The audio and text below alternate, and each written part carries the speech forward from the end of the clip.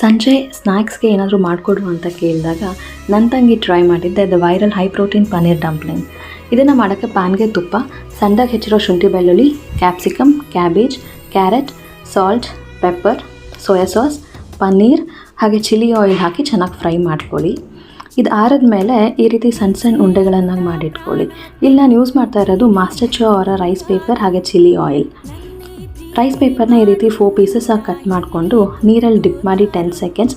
ಇದು ಈ ರೀತಿ ಸಾಫ್ಟ್ ಆದಮೇಲೆ ನಾವೇನು ರೆಡಿ ಮಾಡ್ಕೊಳ್ತೀವಿ ಪನ್ನೀರ್ ಬಾಲ್ಸ್, ಅದನ್ನು ಹಾಕಿ ವ್ರ್ಯಾಪ್ ಮಾಡಿರೋ ಅಂಥ ಈ ಬಾಲ್ಸ್ನ ಒಂದು ಪ್ಯಾನ್ಗೆ ತುಪ್ಪ ಹಾಕಿಬಿಟ್ಟು ಫ್ರೈ ಮಾಡೋಕ್ಕೆ ಅಂತ ಬಿಡಿ.